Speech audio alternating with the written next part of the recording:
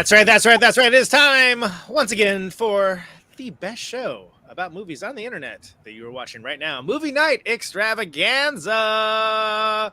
Tonight, a very special episode, The Breakfast Club. We continue our coming of age month, which the classic John Hughes movie. So I'm looking forward to this. This should be a good time. J. Andrew World, I see you. Kind of friends Andy has. J. Andrew, kind of friends Andy has world. Yes. Artist, illustrator, quote giver. that about sum it up? I suppose.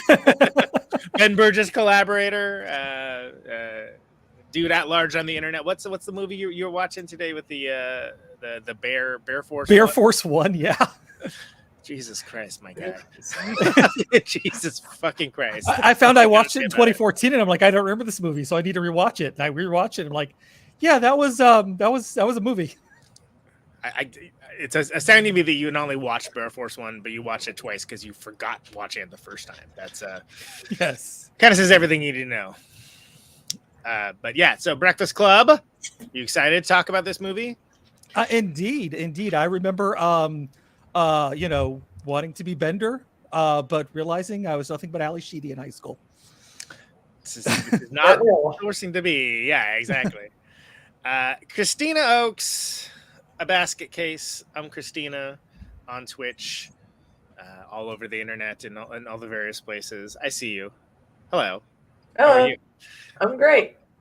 Let's go. Love the outfit. You're clearly going the extra mile here, which is good, and that's appreciated. Yeah, I love this movie. It's one of my favorite. It's like my top 5 favorite movies of all time. Now, what you don't know is in the last 5 minutes, we're going to give you a makeover and make you look boring. Yeah. Yep. What a crime! Not only for the establishment of trope, but just because I don't know. I feel like it's could not be so bad. Like that's the ultimate downgrade in movie in cinema history was when they gave her a makeover. I was like, fuck. Yeah. It's like, make you look more normal. Great. All she needed was a dandruff shampoo. Come on, people. Like exactly. That's all Allison needed. Just throw some Head and Shoulders and call it a day. It's enough. You don't need to go like. She had to wash his hair. Why even do anything else with it? Yeah, it's a travesty. That's the thing. I dropped a full star for that, frankly, because I was like, this is want to talk about violence. This is violence by my sensibilities. Yes, of course, not to make light of the actual massive amounts of that didn't age well aspects. All the slurs. All the slurs. Fun exercise, as the crew knows, is that I for whatever reason, I can tell you the reason. The reason is laziness. I watch a cable version of it on AMC. You don't have Peacock? We got it. I honestly, this is how lazy I was. I didn't feel like changing the Roku to go to the Peacock. That's how I was like, oh, it's already on here. I'll just watch it there.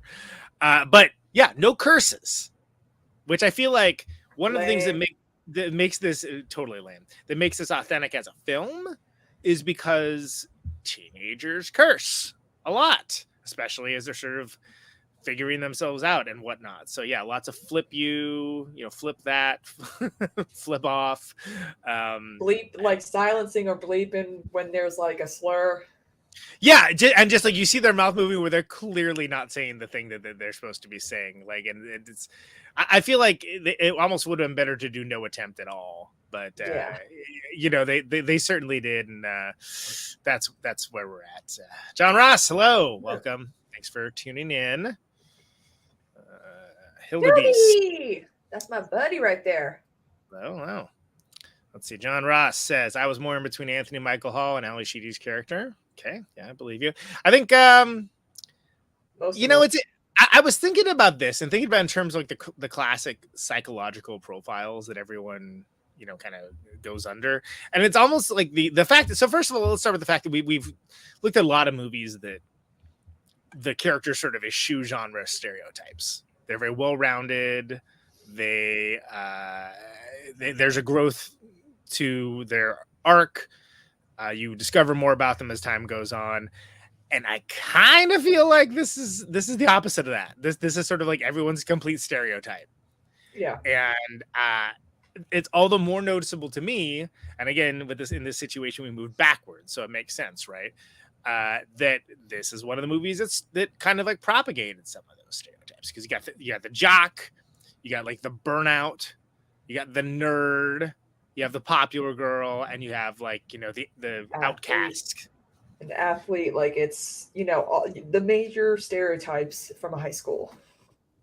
Yeah, and I feel like that has evolved somewhat, that those stereotypes still exist. But when you think of things like, you know, the trope of of like, oh, it's the nerdy girl, but then she takes off her glasses and she's hot, like that kind of thing. It's like that finger of blame firmly goes over to John Hughes, as far as I'm concerned. Like that's Pretty in Pink, right? He created the stereotypes. Yeah, they're stereotypes that were created and propagated and continue to haunt our cinematic experiences even now. And another thing is like, you know, the whole Molly Ringwald falling for the asshole kind of thing too, where it's like, yeah, where did that come from? There's been so many videos about like the bad boy and like, you know, the bad boy tropes, and you know how they're actually that they need to be saved by the good girl and blah blah blah blah blah. And according to some video essay, I'm a femcel by what type of music that I listen to. So I'm like, great, another stereotype to fit in the long list. I'm the weirdo girl. I'm a punk girl. I'm a theater nerd, and now I'm a femcel, which is great. Do you say femcel? Is that yes? Is that a real term? It's a real term. The main thing about, I'm like, yeah, but I'm not like frustrated about the lack of sex in my life. So I'm like, isn't that like the main component of being one? So I'm like, something's off here. You can tell I'm not on the internet nearly as much as some folks on this show, because that's a new one for me. But yeah, like with the whole thing, and there's like a very specious, and actually I was looking for that on this rewatch, because I was like, because I know, you know, there's like John Hughes discourse on the internet. I'm not immune to that, right? And like the whole, like, it's also like when he's underneath the desk, it's like, yeah, that's sexual assault, my guy. Like that's like actually not in any way, shape, or form. That's not funny. That's just fucked up. But but with the explanation of, oh well, you know, it'll really, you know, if you dated me, it'd really drive them crazy. It's like, cool. Then maybe you should have been establishing that for the rest of the film, because that kind of comes out of nowhere. Yeah, well, also I don't know if John Hughes wanted this, but didn't Judd Nelson also try to like make Molly Ringwald's like time on set like a living hell, just to like really create like that animosity towards the characters? Really? So like kind of like a Suicide Squad prequel? But the funny thing is, the characters go back and forth though, especially towards the end, to liking each other, agreeing with each other, then hating each other, and calling each other out. But the interesting thing about The Breakfast Club is the fact that I believe they filmed St. Elmo's Fire, Joel Schumacher's coming of age film, with Judd Nelson, Ali Sheedy, and Emilio Estevez, and they play completely different characters. So when you're watching those two big films from 1985, you're like, wait a minute, John Bender is playing a yuppie, a Republican. Right. Yeah, exactly. And Ali Sheedy's playing like his fiance, and she's all about like commitment and blah blah blah blah. And basically, Emilio Estevez plays somewhat of like a loser in St. Elmo's Fire, and I'm like, what the fuck are these two different films for? Which is way different from this film, and as much as you know, as in high school, personally, it might surprise people to know that I was basically you know, 3/5 Anthony Michael Hall, like 1/5 Bender, and by looks, honestly, I even had that sweatshirt. Like I had that haircut, I had that sweatshirt. I just wasn't a jock, like at all. But like I that's something I noticed this time. I was like, hey, where did that sweatshirt go? Do I still have that? Like, do I have that in the basement somewhere? Because that is my favorite color. But I think that I've seen people. I mean, I've seen the memes. I've seen the what character from the Breakfast Club are you? Quizzes, whatever. But it is interesting that by them being ostensibly stereotypes that have like a limited cross personality propagation, it allows people to see, if not themselves, people that they knew in high school, where people were still sort of defining their identities. And because of that, it becomes a tabula rasa, right? Where you can kind of you can project what you want into it. And I think that that's actually kind of fascinating. And that's more fascinating than the actual discourse, but the idea that there could be that discourse. Welcome, Forrest. Welcome to the show. Glad you can make it. Let's see. John Ross saying Nelson bullied Ringwald off camera and nearly led Hughes to fire him. Paul Gleason convinced him to keep Nelson, claiming he didn't mean anything by it. How the story goes. Okay. Oh yeah. Now that I remember, because I remember Paul Gleason was involved somehow, and also this movie is parodied a lot. If we ever remember Not Another Teen Movie, they brought back Paul Gleason for that specific scene where they do the Breakfast Club bit. Yeah, and that's actually searching for in the letterbox one-liners for this movie was kind of a chore because there were so many people referencing the many references to it. Where I'm like, announcing a reference does not make it funny. Sorry, guys. Kitty. Yes. Yeah, with that wonderful line, where the teacher says to the student, "I'm going to knock your dick into the dirt." Yeah. Well, he says when you graduate, to be fair. Yeah. He's like, and he has a $30,000 a year, job. 31. I know, yeah, boy, which is astounding, right? Where it's like, oh, and he talks about owning a house too. It's like on $31,000 a year. Jesus Christ! Yeah, we're born the wrong age. To the calculator there. That's $88,000 a year now, which okay. Yeah. I'm like A mortgage and stuff. That I picked up on that, and I'm like, 31,000. You make $31,000 a year as a what? I'm like, oh my god, wait a minute. It's 1985. Reagan's, it's the economic boom of the 80s. I'm like, of course. Yeah, and I think this is the 80s sop, right? That we threw in the coming of age month, because you got to have at least one. There's so many coming of age movies in the 80s, most of which, honestly, for my taste, are fucking terrible. Besides some of John Hughes films. Yeah, but the John Hughes stuff, problematic in some cases, but as films go, pretty good. Although there is holes why is Anthony Michael Hall the only one he gets to make out with is the paper? Where you're just it's a very excellent paper that he wrote. I have a thing where he talks about that. Good justice for Anthony Michael Hall. Let's go. Yeah, but hey, he was the bad guy. He was the fucked up bully jock in Edward Scissorhands. He was also Johnny Smith in the Dead Zone TV series. I'm pulling an Andy on you right now, but the Dead Zone TV series is actually pretty good. I never watched. It's pretty good. Yeah, no, it was just it started when I was in college, if I remember correctly. So I just kind of missed the beginning of it, and I'm just like, well, whatever. Anthony Michael Hall also in the most recent Halloween movie, the second Halloween Kills. Halloween Kills, yeah, the one that came out right after we did Halloween proper. Also, too, I think he's still considered one of the youngest SNL, because he was on SNL for that's because they had that one year where they had actors where they're like, we're just gonna have actors on now. Well, Robert Downey Jr. is still considered the worst. Yes, absolutely. I forgot he was in that too. Yeah. So but let's Forrest. The only clip I saw of one of his SNL appearances, it was him and Robert Downey Jr. in the thumbnail, hanging out next to each other. And I was like, oh yeah, Robert Downey Jr. was on SNL too for a bit. Oh my God, Johnny Be Good. Jesus, I forgot all about that. Oh wow. Man, he really tried to get away from the nerd stare. I mean, good for him though. Well, I mean, exactly. He also went through a growth spurt through the movie. So if you notice, from scene to scene, he changes heights. Yeah. Because he was literally the youngest.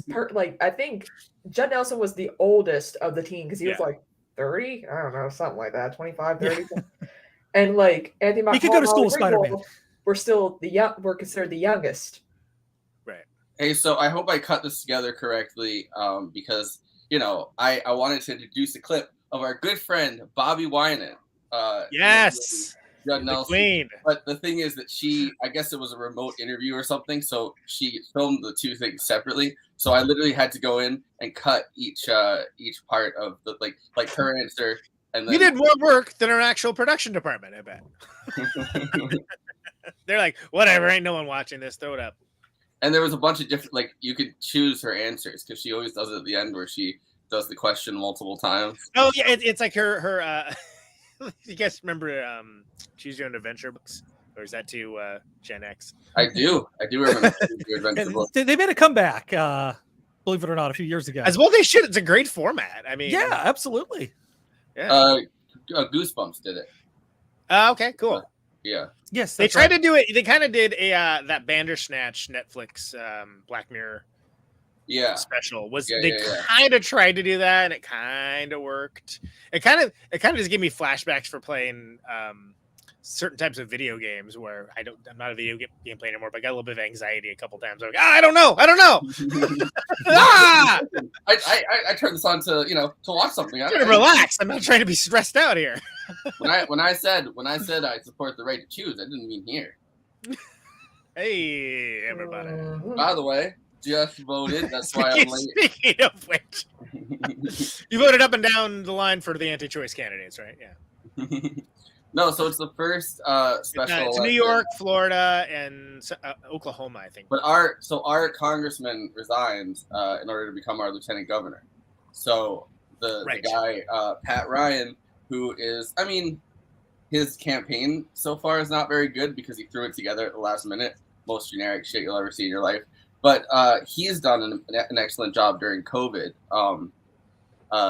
He was doing the briefings every day. He'd tell you how many people were whatever. They actually made legislation to start trying to figure out how a Green New Deal could be implemented in Ulster County. So he's actually been good on policy as our executive. But not good commercials. They're all him holding a gun, and he's like, "I was a veteran. I was a veteran. I was a veteran. I was a veteran." And his signs literally, they don't say what party he's like running for. It just says "veteran for Congress" and big. Fantastic. It's like something out of Bob Roberts. Which we'll be covering in election month, but that's not Bobby. So let's look at Bobby. It's Bobby Roberts. Bobby Roberts. It's the movie where Bobby White becomes president. Oh my god. Yeah. Well, it's more plausible than Trump. All right, roll it. Judd, this character is nothing like you. The two of you have very different backgrounds. How did you know how to play him and how he would feel? Well, Bobby, it's called acting. Well, I think that most of the material that you need to build a character is within the script. And the script that we got for this film, written by John Hughes, is so that reminds me of the actor fertile that plays Dante. and so just ridden with all these ideas that all the nuance and all the action and all the ingredients that I needed to build the character were in the actual script. This character is somewhat of a punk, and the one you played in Fandango is a nerd. Wouldn't you call him a nerd? Yes, I would say he is kind of a nerd, yes. How would you describe yourself? Well, I guess that I'm made up of both of them and none of them. I don't mean to sound as ambiguous as I do, but I don't know where I stand. I don't know if I'm one or the other, or maybe both, or maybe something else. Well, I think that I'm a hard worker.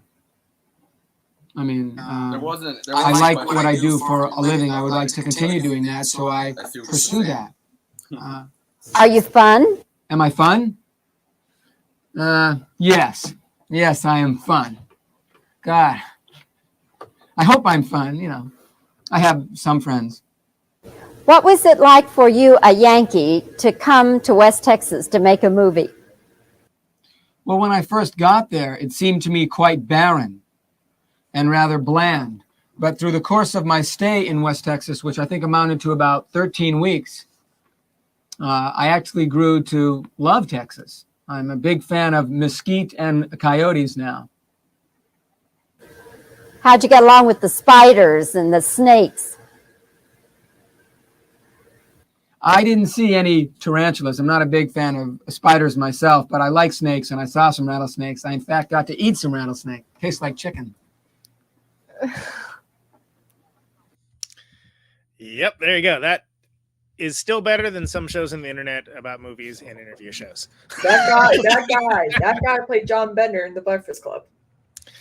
It was acting. So when I was rewatching Mallrats, there was that character that's supposed to be Dante Hicks' cousin who sounds like this, and his real voice, like I don't know, but Jed Nelson's real voice sounds like the voice that fucking the guy that played Dante did in Mallrats. Yeah, he's got like kind of this very like practice sounding voice, which is like, what are you doing exactly? I would say I'm fun, year, but on the other hand, And I just love the fact that she works in like you a Yankee in Texas. Yeah. What's that about? What's the deal with that? well, I had rattlesnake and it tastes like chicken. Yeah. Oh, That's God. exactly how he sounded in that interview. I want everybody Imagine to stop. if he used his regular voice to play Bender. It was it was a banner year at the old Bender house. Bender, Bender. I got a carton of cigarettes. I want that on Futurama next time because he certainly makes a better android. Yeah. Oh, Ben, Yeah, Ben, I got as that Bender. Yeah. Without Judd Nelson does a lot of Lifetime movies, believe it or not. No, I believe it.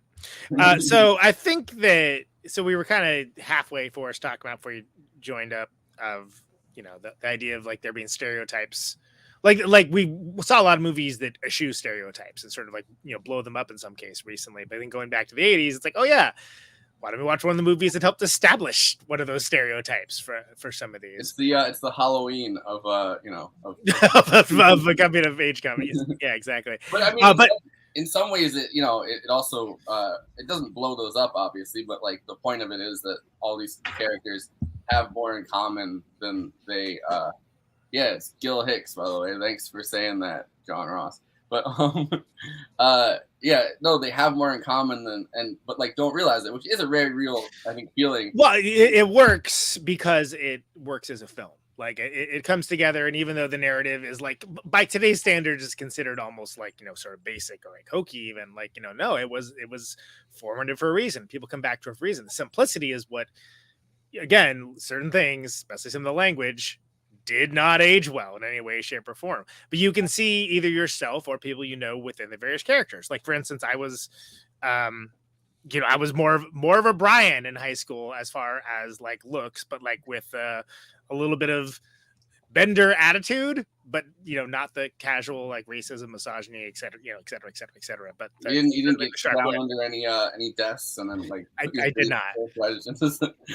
but I had literally the Andrew sweatshirt, that blue sweatshirt. I had it actually for a very long time. That's where it went. But I think people can see at the very least see people that they knew, and the fact I think the message ultimately is pretty strong in the fact that they managed to overcome what they have that's different from each other by going to this communal experience of hey, like everything's not hunky-dory for any of them, even for some that's more explicit than others. I think that's what kind of connects with folks still. Yeah, well, I mean, and then there's the scene that I think really sticks out to me is when Andrew admits that he J. Andrew World over here, and Andrew admits that he hates his dad, and he's like, my dad keeps pushing me, and I'm not naturally the kind of person who would tape buns together, which I don't know why not. That's fucking hilarious. But like, classic hijinks in the locker room, let me tell you. But the only time I got suspended from school was some hijinks in the locker room, so I relate to that. Not that, but I didn't. Forrest, stop taping buns together. Somebody really annoyed. Stop naming nuts. Me and one of my friends like poured Gatorade and Axe into their locker so that when they came, it was just sticky as fuck. And I got suspended for that. Maybe you're the Andrew of this show. But definitely not. But yeah. So I feel that like he's more empathetic than his father is, obviously, and he's trying to live up to that. And there's the line where Bender's like, your dad and my dad should hang out and go bowling sometimes. Yeah. And you realize that like obviously both dads are abusive pieces of shit in different ways. One of them just wants his son to win so badly that he doesn't care about anything else, and he's willing to like turn his son into a machine, basically. Yeah, it's the only way he knows how to express his love, which is quite toxic, but it's a socially acceptable toxicity. And Bender's dad just, I really don't know what he wants out of him. Maybe just to be more respectful, not a piece of shit. I don't know. They don't give enough to Bender's dad, really. Like he's just I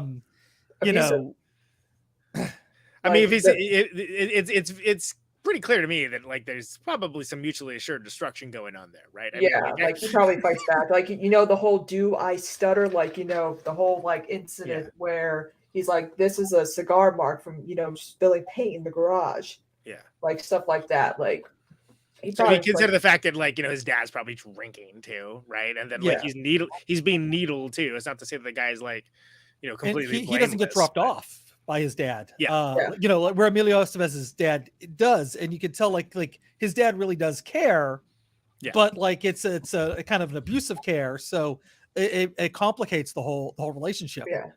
I kind of view Bender's home life as like both parents are just not there. Like they're not responsible people. Probably does listen to Generic Butt Rocks TV. You're probably right about that. But so the thing that's interesting, and again, I think that there's a lot of culture in cinema that spends far too long deifying the asshole. But I mean, Bender's not a dummy. Like he's a smart guy. It's just what he uses that is to be like a low grade antagonist, the enemy of everyone, and be a smart ass constantly to no purpose or end goal other than catharsis. So he's basically should be on Twitter, is what I'm trying to say. Yeah. So this is John Hughes talking about the inspiration that he drew from the character of Bender. It's audio only, which kind of I wish it wasn't, but it's one of those. We'll move. So it's one of those AFI things where it's like he was giving a lecture to a bunch of people and it came up in a question and answer thing. We can. I was gonna say we could make his hand puppets. Sorry.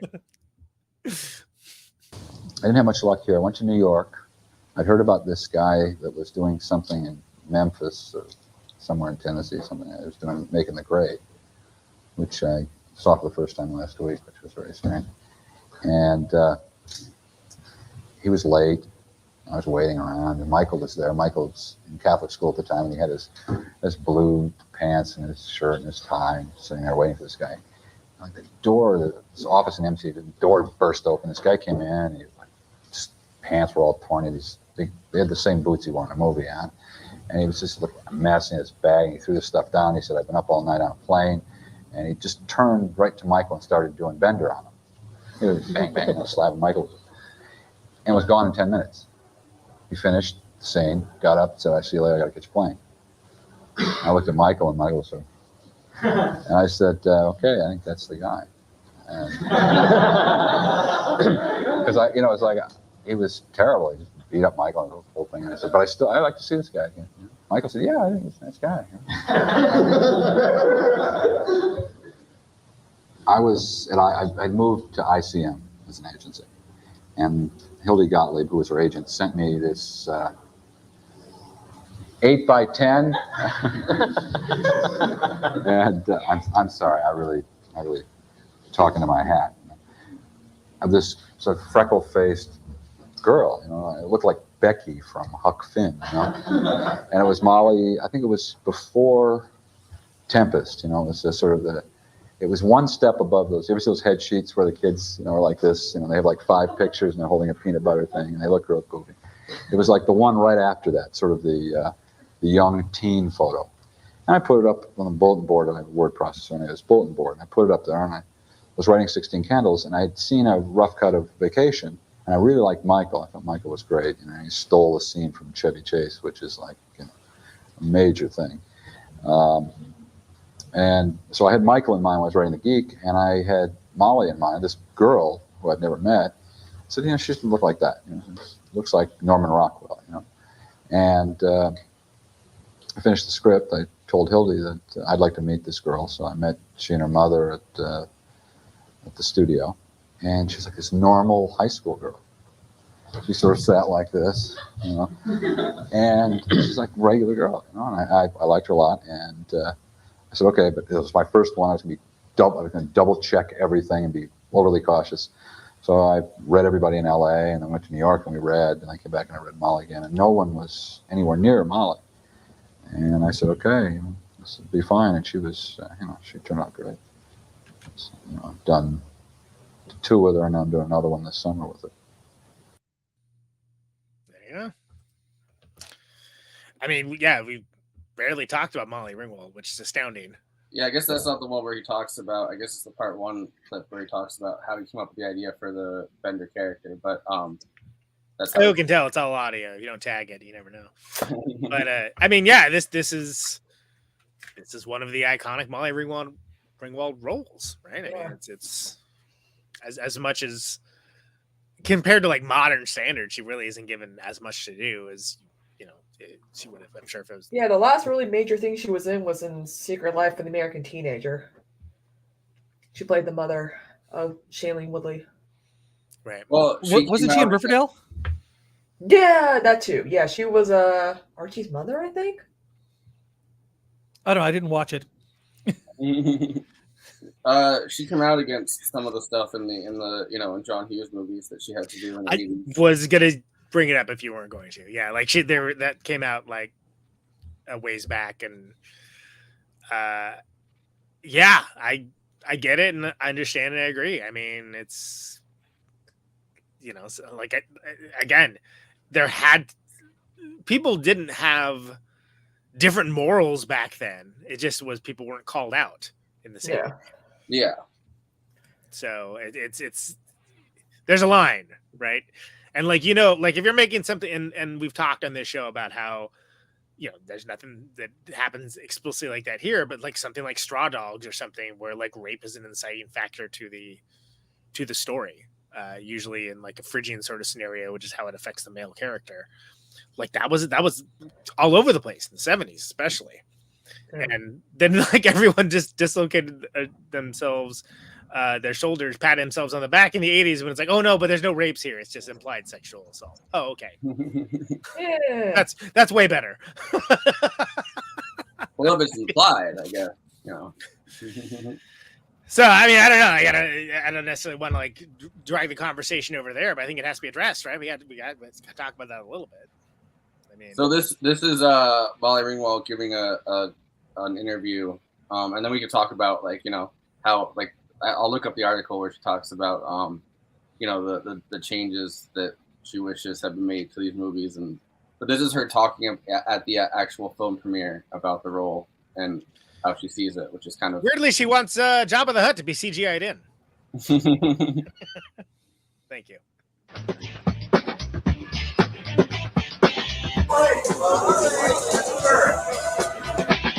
The Hollywood premiere of The Breakfast Club was attended by its young stars, including Judd Nelson, Ali Sheedy, Anthony Michael Hall, Emilio Estevez, and its writer-director, John Hughes.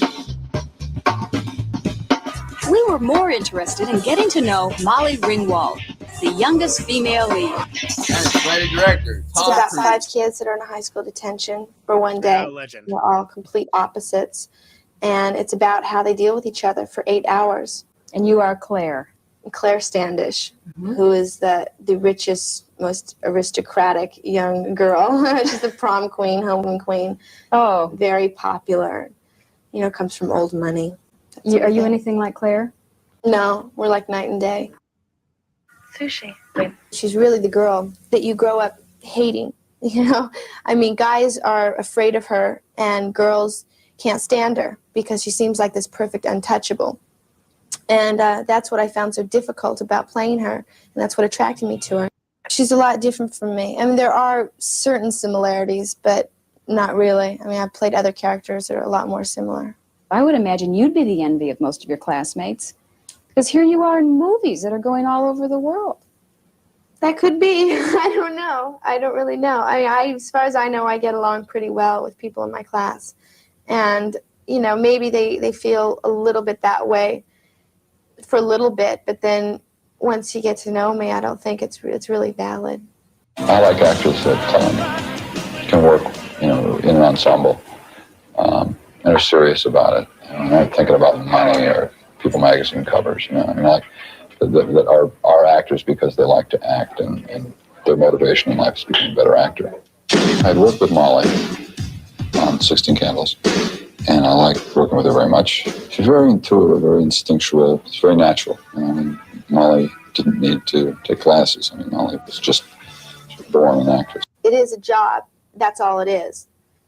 It's like being a doctor. It's like being a singer. It's anything else. It's a job. And I don't think that, I don't know. I just don't think that actors, or producers should be placed on a pedestal. There's there's really not a big point in that.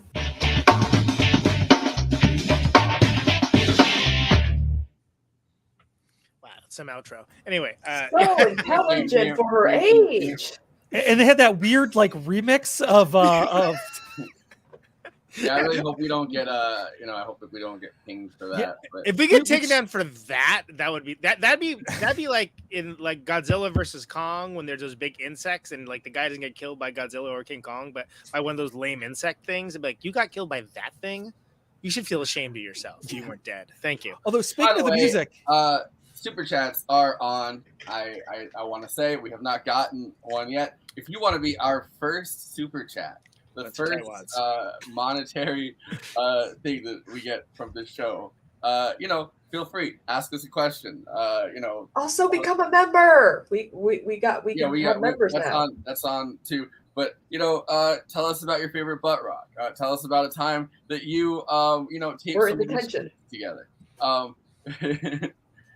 anything you really want to tell us, if you give us a super chat, we will read it. We will adopt your baby. Give me a super chat, and I won't talk about Space Hunter Adventures in the Forbidden Zone with Molly Ringwald. Please send a super chat. Oh my god! There we go. There's the incentive right there. Please send a super chat. Oi. Hey. Question though, did you guys have your own Breakfast Club moment growing up? Because my moment was actually in freshman year of high school when I took study hall, and I was the Allison. We literally had the popular like cute like jockey type. We had the Claire. I was the Allison. We didn't really have a bender, but like this girl liked smoking weed and like rolling joints during like study hall, and Coach Buck, God bless his soul, didn't care. And then there was me. And we all had our moments. We all like there was times where the girl would cry about something, going on at home life or whatever. It was actually I literally was like, I'm like Allison for the Breakfast Club. I'm like the weirdo. Just like you for real. Yeah, it was great. I don't think I ever went to detention. I got suspended once and had to go home for some swim team hazing shit. Right. Punch somebody back. Taping buns together. Well, like I was getting like hazed as a freshman on the swim team as I was tiny. Oh, man, seriously? I made the mistake of like punching somebody back after they dead-legged me, and then they were like, "Well, he punched me back," and then I got fucking taken down, even though these were like state champion swimmers doing this. Slavic logic. Yeah, exactly. But I got ISS, that one like in school suspension that time for the locker thing. I don't think I ever got detention. And besides that, I didn't really get into, I got into trouble outside of school, but I didn't get into trouble in school. I was kind of checked out. You didn't get to hang out with a group of different people from school who were in trouble for different things then? No, I only got detention in junior high. Got suspended once for breaking a dude's nose for using the N-word. Hey, that's a good, hey. The teacher thanked me. Like she's like, I'm sorry, you got to get suspended. Here's your detetion. Yeah. Yeah. She's like, exactly. Well, nobody liked the kid. He just was always trying to pick fights and just like dropped the N-word, and I dropped him. Nice. 2 hits. You drop the N-word. then you drop to the floor. I mean, like, I would be that teacher. Technically, that'd be 3 hits because you have to strike him at one point, too. All right. I would be that teacher. You drop the N-word. You drop the N-word. You hit the floor. I would be like that teacher. Be like, you know what? He's getting attention. Not the guy that actually punched the dude for saying the N-word. I would be like, no, the guy who's gotten punched is the one that's, detention, suspension for them. Well, they also paddled at that school too. So I've gotten. Wow. Yeah. Oh shit. School in the 1940s? Jesus, dude. This is Texas. So, paddles? What basically then. I was only in detention one time, and surprising exactly no one. It's because I smarted off in class and then doubled down, and I did not care for it. Off in class, I guess. Does that seem like it's in character for me? No, so. You said smart. I don't know. It's the only other off I could think. You could have said nothing. Waxing off. Anyway, so yeah, I was just being a smart aleck, and honestly, to this day, I think the reason why I got detention is because like I not only made the entire class laugh at the teacher's expense, I did it twice. And the details themselves don't matter, but that's and it wasn't even. It could have been a lot meaner too. Let's put it that way. But I learned pretty quickly. I'm like, yeah, I don't want to do that again because it was not like the Breakfast Club at all. It was just a bunch of kids being quiet and annoyed that they're having to be there. And oh man, so I had the only remotely like close to a Breakfast Club experience then. Yeah, go me. I remember going through school thinking that was eventually going to happen to me, and never really did. The movies lied to me. How dare you, movie? You saying these movies are fake? Although I still have the art bin I used to carry around from class to class because I had kept all my art supplies with me. Bin? Yeah, but you had a bin. I had a bin. Yeah. So I could carry my inks, my brushes. Oh, I had all your stuff. Okay, all right. Yeah. So literally, most people use a portfolio, but Andy's got a bin. I don't know. No, yeah, I had the portfolio too. I had a portfolio, backpack, and an art bin, and it was just going to class like that. I spent a lot of time hanging out with my other sort of deviant rocker friends in our own little area, and then we would go to Clay's car and blast like obnoxious punk rock music very loudly, listen to records, or technically speaking, cassette tapes, which apparently was loud enough that everyone was like, "Oh yeah, those are the guys that go and listen to that weird music in the parking lot." It's like, oh, okay. Well, that's what was happening in like the Breakfast Club when they're actually in school, like Bender. Right, which is sort of like, is he not hearing this? Like when he's like, I mean, I guess he's too busy holding court downstairs with the janitor and like looking through his personnel files, but sort of like, I feel like you would have heard that music. That's yeah. By the way, well, the song is the female singer is Carla DeVito, who is the wife of Robbie Benson, who's known for voicing the Beast in the anime Beauty and the Beast.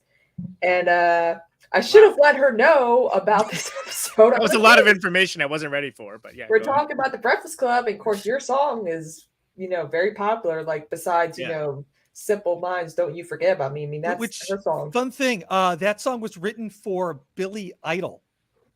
And it was Billy Idol's producer who recorded that song, and Billy Idol's supposed to come in, but he's just like, I'm not feeling the song. But like, if you think about it, you can totally hear like, oh, for sure, don't you forget about me. The actor that plays Carl the janitor. Can we pause for a moment and appreciate Andy's Billy Idol impersonation, please? Yeah. Don't you? First of all, what is that accent? Can you He's loving being a grandpa, though, from what I've heard. So that good on Billy Idol. No, Billy Idol's awesome. Imagine Billy Idol being your grandpa. Yeah. Have you seen his Christmas album? I have not. He has an original Christmas song on there. I believe you. It is. There's a music video and everything. It is something to actually watch. I think the last thing I paid attention with Billy Idol was it Shock to the System, like his cyberpunk. Yeah, that's what's so bad. It's pretty rough. Yeah. I mean, it looked like everything else around that. It was like that Blade Matrix era of like everything. It was before it though, like yeah, but it had that look of like the black leather and like it looking like it should be like a techno-industrial club. And some really regrettable special effects. It was like, but it was a little ahead of its time, but also like not really good either. Yeah, it's ahead of its time, but also ahead of its time being terrible. But this would be classic Billy Idol's classic period. So the idea of him doing what is absolutely positively a song that is iconic and associated with them, that'd be interesting if that was a sliding door sort of situation. Was there any alternate casting? It sounded like John Hughes was pretty on point with so I have the movie. I have a first clip of him talking about casting as a two-part. Yeah. Billy Idol's the only alternate casting I know of. Billy Idol as Bender. This is the first half of it. I think he was pretty on point about who he was. Yeah, he kind of nailed it. So. Yeah. At the end of the Breakfast Club, when the two couples have paired off, sort of, you seem to lose Michael Anthony Hall. Why didn't you give him a goodbye? Yeah, why didn't he get a chance? Well, his goodbye was really it was in the letter, and it was in his you know, the others in that group trusting him enough to let him represent them. Because I mean, I have 5 people, and I mean, everybody's got to get something, you know. And what's Michael going to get? Michael isn't ready. That character was not ready for girls. I mean, you could say she's going to be your girlfriend. Well, I don't know. I'm really not. You know, I'm not ready for this yet. You know, maybe, you know, this is the kind of guy that like will get going maybe sophomore year in college. You know, he's just, you know, the bus has left him and he's on his bike. You know, I mean, he's just not right there yet. So I think it would be. Gene Siskel wanted him to get Molly. I had this long conversation with him saying he should end up with Molly. I said, no, that's what you wish. You know, going back to you, you wish, you know. And, you know, because he said, well, I really identify with that character. I said, yeah, but The Breakfast Club was cast, 3 of the 5 roles were cast while I was doing 16 Candles. I wanted Michael and I wanted Molly. And I wanted Ali Sheedy, because I'd seen Bad Boys. And she was so great in that movie. She was just fabulous. It was a pretty good movie. I really liked it. It got a little, you know, there's a few acts of violence that were like a little gratuitous, but it was a really good movie. You think? And I thought she was fabulous. She played this character that like completely stripped of her dignity and maintained her dignity. It was something and she'd come in to read on 16 Candles, and the role was too small. And I thought, no, she's too good to play a role this small. I'll wait, you know. And so she was doing Oxford Blue, it's called, in England, and I just called her at her hotel, and she'd been sent the script, and I said, "You want to play?" And she said, "Fine." I said, "Okay, I'll see you in February." So I didn't even hear her read it until we were rehearsing. And Emilio came in to read for Judd's part, and I was having a real hard time with that role because I was looking for a guy that was bland. I mean, his character it's a character whose motivation in life is to be like everybody else. He has no real character of his own, and I was having a hard time finding someone who could play that, and play the looks right. I wanted somebody that could play that role, be in that movie, in part of that cast without ever opening his mouth. And I had Emilio. Emilio was reading off-camera stuff for somebody, and I was watching him. I wasn't watching the other person. And he did such a great job. I went over and I said, "Would you want to play Andy?" And he said, "Well, I really like to play Judd." And I said, "But I think that you're like the only guy in the world who play Andy." So he agreed. And then Judd, I had a hard time with that one too, because I had to find someone who was a pretty reprehensible guy, who said some pretty cruel things and said them repeatedly for a long period of time, and really doesn't get redeemed until the very end. And I needed someone who could, I sort of based him on a guy that I knew in high school who was just a horrible guy, but you just like to hang around with him. It was like a privilege to hang around with him and get insulted, and like you'd never leave your sister in the house with him alone, or any money out, unprotected, but you wanted to be around him. And speaking of alternate casting, originally John Cusack. Yep. And Joan. And Joan was going to be, in the part of Allison, which is kind of crazy. And actually, Molly Ringwald was also going to play Allison at one point, but she's like, "No, I don't want to play that character." And against Allison. That's true. Lesser known, Rick Moranis was going to be the janitor. Yes. Oh. I think we all found the same article. Suddenly, What do you mean? I know this stuff off the top of my head. Article. I know what you're talking about. My favorite thing is when he's like, I looked through your lockers, and Bender's like, shit. Yeah. Like, as that.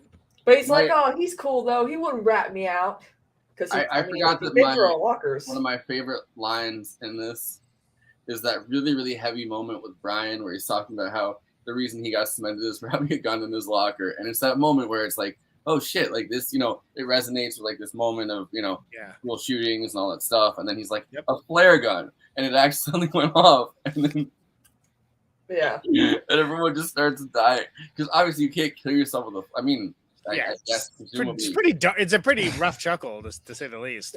Yeah. But, but also, it would be pretty impossible to kill. Like, I'm sure someone's killed themselves with a flare gun, but like, you'd light your mouth on fire and then. Also, the scene where where Bender flinches when Vernon tries to punch him. That was Judd Nelson being authentic. He really thought that Paul Gleason was going to punch him in the face. He was like, and I'm like, you really? Like, that's how terrified he was. Like, I think one time he was like, I don't know if it was like a commentary, but he was like, in that moment, I was terrified. I'm like, damn, dude.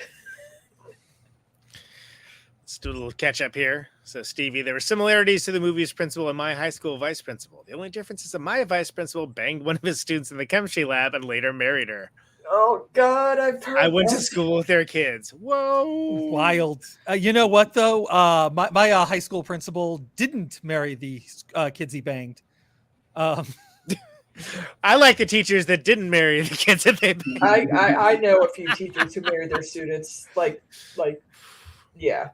He was he was apparently very inappropriate with certain people. I don't remember the whole all the details, but I do remember him like always wandering around the halls and shaking hands with everybody. And when I did a political cartoon about the dress code of the school, he actually asked to keep it because he thought it was really good. Oh, also in the beginning, Anthony Michael Hall's mother and sister actually played his mother and sister. Right. You better go and study. Yeah. My vice principal in high school was a lot like the one in Ferris Bueller's Day Off, that like follows the kid home and everything. Is that the guy in the window right now? But he's on screen right now. The only difference between the two is that this guy was from Brooklyn, and he had a Godfather poster like in his office and like all this like fake mafia stuff. So he thought he was a cop, and I guess the school. I mean, these legends go around that who knows if they're true, but the legend was that he got fired from the last school that he worked at because he climbed a tree, waited for some kid that he knew was going to smoke like weed underneath the tree, jumped down off the tree and landed on him, and like fucked the kid up. And my when I got suspended though, it was like a meeting in his office, and he would do the thing where he tried to seem like almost like a mob boss. He'd sit back and he'd be like, literally, where's that music coming from? Well, he wasn't walking around the desks with a the Brando poster behind him. He had a Goodfellas poster in his office. Yeah, can't tell what movies you like. Yeah, exactly. He's like, I need you to tell me right now that you did it. Come on, you did it. He wasn't walking around the office with a baseball bat, like De Niro and that was the kind of shit that he would like, not a baseball bat, but like he would try to intimidate you using like just pure Brooklyn, just pure Italian. His name was Mr. DeBerry, and he would use like pure I'm a guy from Brooklyn energy and walk around, but he looked like a rat, so it didn't really work. Also, so surprise of surprises, he's actually on the show right now. Here he is, the rat himself now. You know what's he would do that kind of like the bull things too, I guess, like where he's like, don't mess with the bull, young man, you'll get the horns. I was about to tell Andy that earlier this week. Christina, go ahead. So apparently a lot of people on set the actors and some of the crew were not aware that Martin Sheen is Emilio Estevez's father. They made a joke of like, don't be too intense, guys, because you'll have a heart attack like Martin Sheen did during Apocalypse Now. And Emilio Estevez was like, what'd you say about my father? And John Kapelos felt so bad making that joke. He accepted the apology, but a lot of people were like, Martin Sheen? Really? Well, because he wasn't trying to trade off his father's name. Yeah, that's the thing. It wasn't like his family's original name, because they're the Estevez family's from Spain, I believe. Right, and Martin's brother Joe, who looks and sounds just like him, goes by Joe Estevez, and is often called in to be a body double. If you ever hear Martin, what do you think is Martin Sheen in a commercial? It's actually probably Joe Estevez, and he's also in I Got the Hookup as an FBI agent. Thank you very much. But yeah, you got to be careful. You don't know who's. You can't be making fun of people's parents. You're not going to know who they're related to. Maybe. I too agree that there's no weird stoner jock musicians in the film. There's no Eddie Munson type in the film. That's the popular representation, but the reality of the fact is. But this is before the satanic panic happened of like the late 80s, early 90s. So it was about the same time. But the thing is, the Eddie Munsons of the world in real time were much more like Bender, frankly. Like it just like bad social skills, and like this, like half of them looked like Brian. Right, exactly. Well, yeah, because the 2022 version of the 80s looks a lot more glamorous than the actual lady. Oh my god, yeah. You Yeah, see I mean, all these like girls doing like 80s makeovers, and I'm like, girl, you need more blue eyeshadow. You need more aqua neck. You It need needs more. to be garish. I mean, more garish, please. Thank you. Yeah. Well, I mean, I rewatched Pretty in Pink before this. Like, I rewatched it this weekend, and that's the one I chose to watch because I was like, I'm not gonna watch multiple. Like, I'll watch one other John Hughes movies because none of them are like on not streaming. Home Alone. They're not on streaming services. So, yeah, like they kind of go all Uncle out Buck. with the garish. Plain, I like plain Uncle Buck, automobile. No, but they go all out with like the garish, like the woman whose store that she like kind of works at. Oh yeah, and like like everybody's kind of dressed all. But look at like Cyndi Lauper, who, by the way, is a certified badass and totally amazing. But like that, it's crazy that as much of 80s pop culture has been assimilated into just regular pop culture and made normal, that like the more extreme aspects of it have basically been forgotten or turned even more cartoonish when they're and like not put Like in as like, trickle-down a normal economics. right. Exactly. Trying to get this first super chat, but thanks for the comment. All right. Well, I don't know what to say to that. Thank you. But there is a distinct. No, Giuliano just liked my super chat thing where I tweeted out the link, and I was like, "Come give us our first super chat." So I'll try to plug it. I'll try to make it will it into existence. What do people have to do? Like, do they have to do anything? It's like a type of comment, but it's like there's like the $sign next to it. Yeah. All right. Oh wow.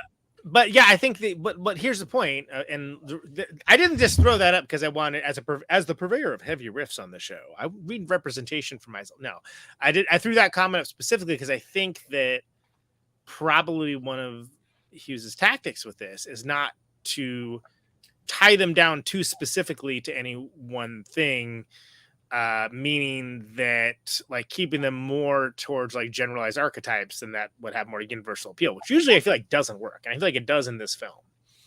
Right. And then I feel like I know people will criticize that and then talk about how much they love it afterwards. Because I saw that a million times put in the Letterboxd reviews. That and the fact that everyone was like, false advertising, they didn't have breakfast. I'm like, oh my God. It's a term for a different bunch of people coming together. I know, but that's half the review. Why do you think there's a podcast called The Breakfast Club now? Like, yeah, that's all Walt Jr. from fucking Breaking Bad. They didn't have breakfast. This is false.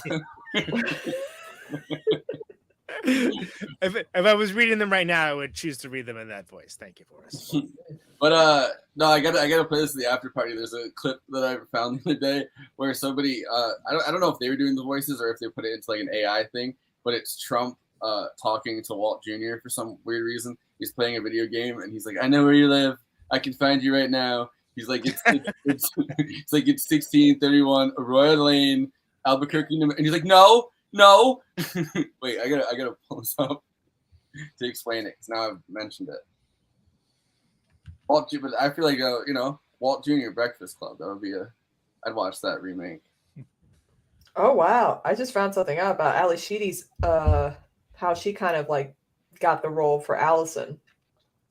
She originally auditioned. She had first auditioned for the part of Samantha Baker in 16 Candles, which went to Molly Ringwald, of course.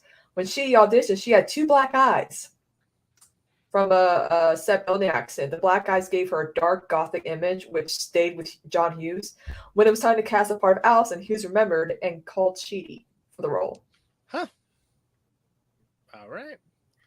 Nice. Did not know that. Well, she was never one to like. I mean, we're all familiar with what was the movie that she was in, War Games with Matthew Broderick. Oh, War Games! Wow, yeah, that was like her first. I think that was like her film debut, I believe. But she was never known for playing like the preppy, cutesy girls. Like she was always known for playing like the nerds or like an outcast or even like a serious character from like St. Elmo's Fire. Like she was not known for playing like the feminine archetypes of a girl in the 80s. Yeah, what was What other stuff had she done at this point? Let's see. Because I know she did Short Circuit after this. Short Circuit. Wow. Yeah, what a great movie that we can never talk about because of the brown Fisher face. Stevens. Yes. Yeah, exactly. You But know, it is a legit great he's movie. still banned from India. High Art. Let's see. Fantastic. She did Hill Street Blues. She made her feature film debut in Bad Boy, starring Sean Penn. War Games, Breakfast Club, St. Elmo's Fire. Which Sean Penn played the Will Smith character, if you're wondering. She did High Art. Let's see. She did Off Broadway. Well, it's the Bad Boy that he said that he hired her because of, right? That was the movie that he said that he saw and wanted her to play the role. Yeah. But yeah, I think she does more. She actually was an author before she became an actress. Like in 1975, she wrote her first book. So this is Walt Jr. Breakfast Club. All right, here we go. Know exactly what you look like and where you live. Well, I use a VPN, so. That is SoCap, Junior. I just pulled your IP. I've got it right now. No, you don't. Huh. Say Albuquerque, New Mexico. Albuquerque, New Mexico. That's where you're from. That's not. Hey! Oh, I just pulled your IP. 308 Negra Aurora Lane, Albuquerque, New Mexico. That's you, isn't it? No. I'm on Google Earth right now. I see a pizza on your roof. That's my grandma's house. Nice try. No, so you're playing at your grandmother's house? You're a loser. Don't even joke to me. You're a loser. Playing at grandma's. What is she going to make you? Cookies and milk? No, what? That sounds nice. Cookies and milk from grandma?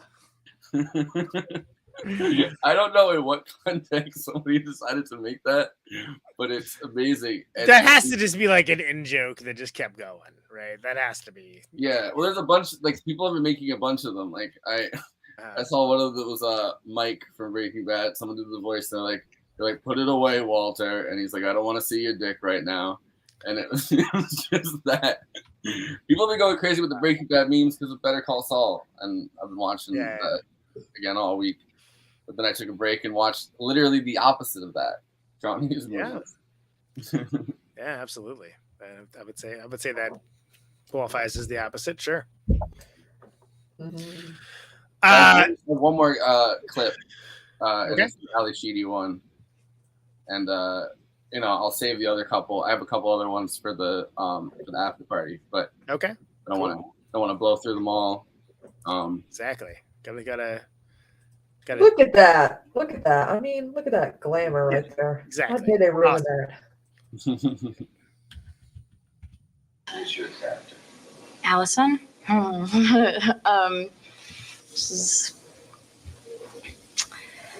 Allison has a lot of secrets. She has a very kind of colorful and an inner life that is just constantly in motion. It's always going on. I think that what she is really is something that's very kind of simple and pure, but the way that it comes out is very complicated. You know? Do you like her character? Yeah, I do. I like her a lot, and I identify with her in a lot of ways. How? Well, I think that Allison is not one of those characters who's confused about who she is. I think she knows what it is that she's feeling all the time. The problem isn't, what am I feeling? What do I really want? What's really going on with me? It's more, do I want you to know? Do I trust you or not? What do I think you want from me? Maybe I should just give you what you want from me instead of what I'm really feeling. So I know a little bit about that. Why? Because I've been in different situations where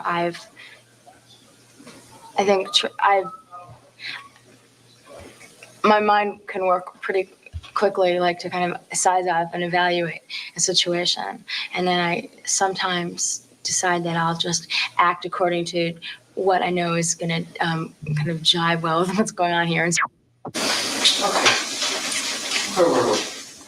We were how I can size up the situation or figure out what to do. Yeah. Right. So yeah, that's something you still haven't told me how this character is like you. I really want to know. Reading your bio and stuff like that, you seem very direct. You decide you want to do something and you really go for it. Yeah, that's true. I mean, is that it? This girl doesn't really go for it, though. Yes, she does. See, but it's not quite as. It's very easy for me to tell you now. Yes, I've decided to go for something and just gone for it. But it's kind of different when you think that's something I really want to do. Now let me get the courage up to do it. I mean, when you're going through the process, it's really easy to talk about it later. But she's going through the process. I think right now during the movie, just through finding out what it is. Where is she gonna go with all of this? I mean, I think she knows what's important to her. Yeah, she does. She knows. And what she wants, it's like a chicken getting hatched, like when do you break through the shell, That's what she wants to do. Do you feel like a chicken getting hatched? No, I don't feel like a chicken getting hatched, but I mean, that's my analogy, Yeah, you're right. I mean, as the character, no, she's not, no, it's not my image You for were her. talking about why you feel infinity, which I'm trying to get from. It's almost like seeing people who don't understand what acting is talk to actors. Yeah. It's like, so are you a chicken? It was acting, is what I want someone to say. Well, and it used to be a question a lot of times in these interviews that, like, a lot of them we've watched, every single person's like, "How are you like your character?" And it's like, do they have to really be like? Yeah, not at all. I'm fucking acting. What do you? Yeah, ridiculous. So I don't understand. Where's the chicken coming in? I'm just getting flashbacks. What's up with the watermelon? It's called acting. I was acting. Does this How could I only go on with half a finger? Does this character like bring eggs to school? Like, what are you trying to say? But I mean, I guess it makes sense because it's like these tropes, and it's like you're asking these young kids, like, "Hey, what kind of trope do you fall into?" But I feel like there's an alienating aspect to being an actor or an actress, where if you're like that young, I mean, where they kind of section you off from everybody else. Like maybe you don't fall into those categories if you do it from a really young age. Yeah. Also, like I think a lot of it is that the interviewers are definitely boomers, and these kids in the movie were Gen X, and Gen X, a lot of times we're being forced into boomer boxes. A lot of times, especially I mean, like just in general, look at pop culture. Everybody complains about nostalgia nowadays. Like, fuck, you don't remember the '80s, y'all? It was nothing but nostalgia. It was like 50s nostalgia. Yeah, 50s and 60s. Let's be honest, But like, let's face it. Like, would Paul Simon, which I will say, Graceland is a great album, and I'm not denigrating Graceland, but like, would that have been such a big pop hit if it wasn't for the outsized boomer ability to buy it and make it into that pop hit? Like we didn't start the fire, or really the entire career of song. Billy Joel. Yeah. It's the worst. Yeah, it's peak boomerism though. Yeah, yeah. My mom loves that song, and I'm like, Mom, are you aware what that song's about? Sucks. Wait, and how about Christina, was it you that posted something this week that was like after the last few years we've had, it's time to reevaluate whether or not the boomers actually did start the fire. Yes. And remember George Harrison's song "I Got My Mind Set on You," which is a horrible song. What? Why? It's a bad song. It shouldn't. It's like his only hit though. Like that's the only George Harrison hits in the song. '70s. It was all because of nostalgia. The Kokomo by the Beach Boys. Come on. This was. Wait, well, hold on a second, my guy. You're putting Kokomo in the same category as I Got My Mind Set on You. Those Yes. No. I mean, Kokomo's practically a hate crime. Well, yes, but I Got My Mind Set on You is such an obnoxious song. Don't I can kick you off your own show if you keep doing that. I think those are like Kokomo coup. But the thing is, though, is like both of those songs were like outside a Kokomo. Because that movie was literally made for a Tom Cruise film called Kokomo. Kokomo honestly sounds like somewhere that Reagan. Kokomo. No, but Kokomo honestly sounds like somewhere Reagan would have sent troops. to like get people back out of Vietnam syndrome.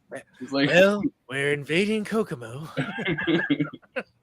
Listen, the beach. But what he doesn't realize is that's what Mike Love calls cocaine. Fuck Mike Love. Can I get a fuck Mike Love in the chat, people? The super chat. That's yeah. Thank you. Yeah, I mean, Mike Love did write that atrocious, like even worse than Kokomo rap song that the Beach Boys did in the 90s. So this is why Brian Wilson is the genius of the band. And Brian Wilson's rap song is not much better. Yeah, but I'm just saying, like, when it comes to like members of the Beach Boys, Brian Wilson is literally like a genius, like Mozart. And there we go. I'm more John Stamos guy myself. Thank you. Yes. That is not true. Best era of the Beach Boys. Before someone clips that out of context. When it comes to drummers, besides Dennis, I'm a huge John Calso fan, even though he tours with Mike Love, trying to get him to change his mind, but he won't listen. There you go. My mom a couple years ago went and we call it Kokomo where I'm from. My mom a couple years ago went and saw Cyndi Lauper play in concert because her friend was like dating one of the girls in Cyndi Lauper's band, one of the women, and so they went and they got to like meet her and go backstage for like a night. It's fucking dope. Yeah, she still talks about it once in a while. She's like, the time I got to hang out backstage with Cyndi Lauper. And I'm like, yeah, you're fucking lucky. Cool, awesome. Girls just want to have fundamental rights, y'all. It was I can't remember what the show was, some VH1 thing or whatever, but like it was a Cyndi Lauper concert, but it was like I'm the one that should know. Let's go! Yeah. It's happened. Woo! Thank you, Stevie.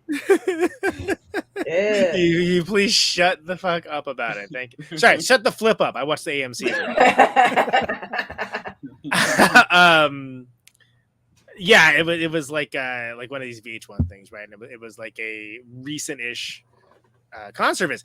Her version, and it was freaking awesome. Like, it was great. I mean, she did like reimaginings of like a lot of the songs and stuff like that. But like, it ripped, and like she can absolutely, wild talented lady. Like, she's an incredible singer still and performer, and respect, because I think people remember the garish outfits, and honestly, like those are pretty awesome, right? But like, she's incredible talent as well.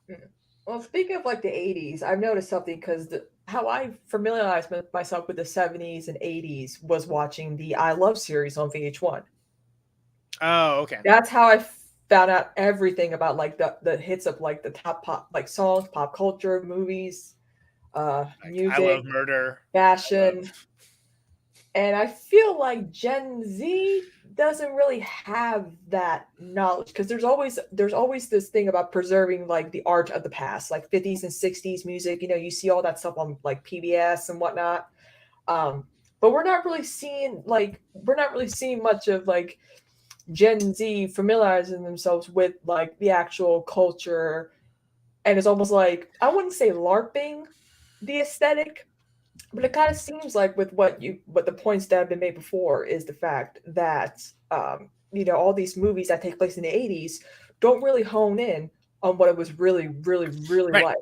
No, I think that's very important. I think it's also the fact that all this music exists at the same time, along with new music that's coming out, and that's part of that's a cultural problem, because what's going to happen is it gives deference to things that are already known because of cultural bias, but it lacks the context of it. So therefore, the good side of that is, there's a kid that's going to discover like a Minor Threat or a Black Flag record or a Cyndi Lauper or Blondie or whatever, as if it was happening that day. Yeah. And that is the cool part of it. The downside of it is it's much harder as an artist to actually getting attention unless you got in before the bell for that. And that's something I've talked about a lot, especially in other shows, because believe me, if you're an artist in this day and age, you know it. And the fact that like your only real cultural cachet that you can get is basically attaching to something else that people already have familiarity to and already have a buy-in for. And then again, if you're a legacy artist, which Kate Bush, not like Kate Bush is hurting for fans or anything, but like Kate Bush saw a major resurgence because Kate Bush is awesome. Happened to be in an episode of Stranger Things, right? Yeah. But it has to be something like that. Metallica, Master of But Puppets. Metallica was always were Yeah. superstars, Yeah. and so was Kate Bush. People are acting like Kate Bush was some like obscure artist. Like Kate Bush is like one of the OGs artists. Like, Yeah. and she has had an incredible career, but it's not like the band Death from like the 70s or something getting picked up out of obscurity and like elevated to this greater platform. What it is people are in some way, shape, or form taking bits and pieces, magpie-like, of culture and either elevating or more likely re-elevating them up. So they live in a constant state of things being reheated for the next generation. Yeah. And also too, like And that's the nostalgia complex. Yeah, and with and there's a very, I mean, David Bowie called it out with MTV when they weren't really playing a lot of black artists. Like it barely ever happens. There's that really Which, by the way, this movie opens with the David Bowie quote, so it's great that we invoke him. Yes, it's a great way to open the movie. Too. But like, all movies should open with David Bowie. But like that famous clip that you have, like that you kind of Flavor have to Flav. watch. You kind of like have to watch if you take any kind of media criticism class, right? Like that's a clip that gets invoked a lot. Also, obviously, another one that we talked about recently is the D. Snyder. Right? I've had to watch that in multiple media criticism class where he goes. But so they're cultivating a very certain genre of music. They're cultivating very like specific artists, and they've very much. I mean, although they don't do new music videos anymore on MTV, like you still can go on YouTube and like look at what they were playing at the time, and like every once in a while they have like like music replay or whatever, like total replay, like. They were cultivating things for the specificity, I guess, of that nostalgia complex, and it had to fit within a certain confines, right? Like for instance, like the fact that Devo got through is a minor miracle because like they were honestly way too heady and like intellectual for the pop audience at the time, but there just was less videos happening, so it's like they needed the content, and then people mistook it for being something more simpler and less interesting than what it actually was. But again, when people talk about the 80s, what they're talking about is 80s pop. They're not talking about like Husker Du and like the Minutemen and like stuff like that, because that's all 80s music as well. Talking about Madonna, Michael Jackson. You're talking about 80s mega pop, and like we've allowed that to be like, no, that's 80s. I'm like, no, that is 80s pop.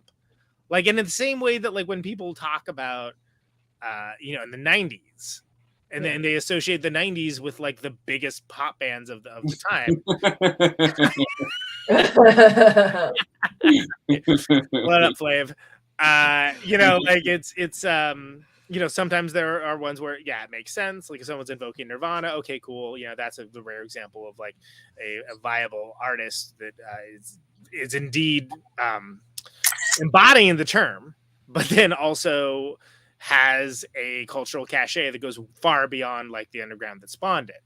But then and I'm not going to name names because I don't want to get to talking about it, but sometimes I've seen it happen that the major labels found a bunch of bands that like, oh, we don't need to like find bands now. We can kind of manufacture our own alt bands. And I've seen some of those be elevated and spoken the same sentence as the actual artists that defined a genre and defined a time period. And it's upsetting. It's actually upsetting because what it means is that all that matters is success. All that matters is popularity. And artistic viability will eventually be forgotten and everything will be retconned to be like one gigantic morass of, hey, do you remember when ... Well, I mean, and not to, I mean, invoking Flavor Flav here, but that Elvis movie recently came out. I didn't bother to watch the entire it's the thing. Moulin Rouge guy, right? That I can't. But I mean, that's kind of one of the first examples of of a style of music kind of being like a style of music being retconned by somebody. 100%. Like, and it's I want basically to like manufacture gospel music, which is an organic thing that happens in Black churches. But I want to find a Baptist of so not a I want to find was not a truther that I'm aware of. I want to find a like a Baptist style gospel singer, but I don't want it to be a black guy. I want it to be a white guy. So there's okay.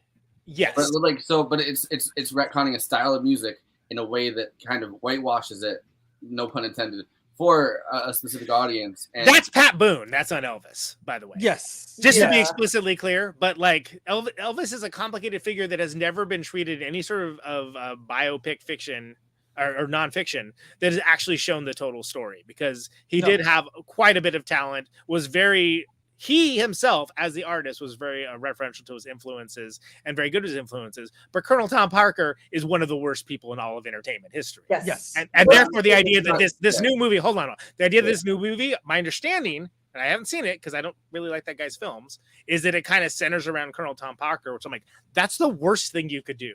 And then that's the worst possible thing you could do. Yeah, with the most likable guy in Hollywood as Colonel Tom Parker too. Like, right, Tom Hanks doesn't want to be the most likable guy in Hollywood.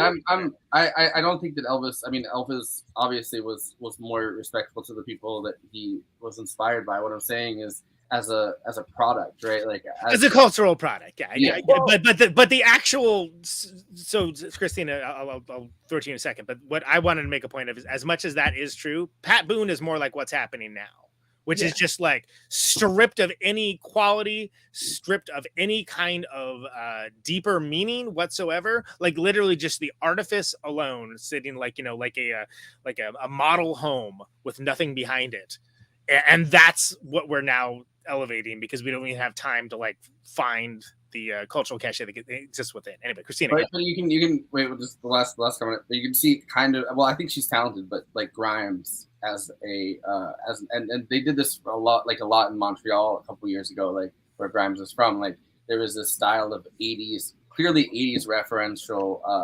referential and quote unquote influenced by 80s pop, but in a way that's meant to be modern, but is just enough different to avoid. I think Grimes is probably the best of that movement, but like it's kind of a similar. But Kristina, sorry.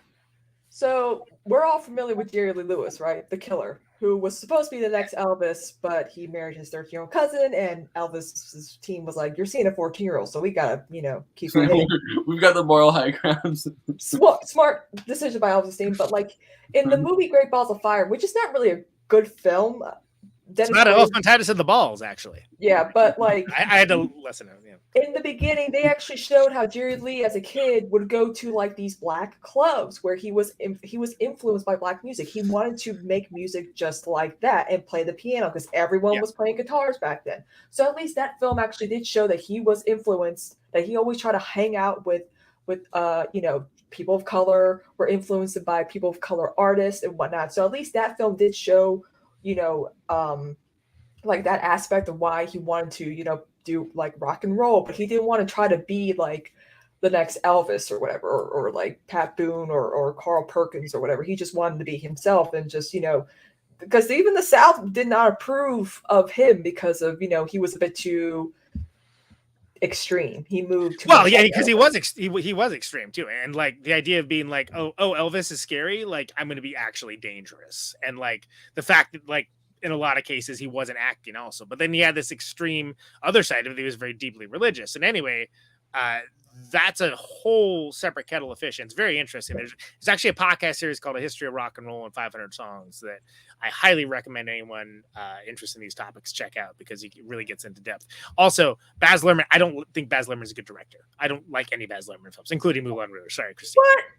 I like Moulin Rouge and Romeo and Juliet. That's about it. I'm not surprised by either of those statements. I like the aesthetics of Baz Luhrmann. I just don't like the. I just wish I would write a plot.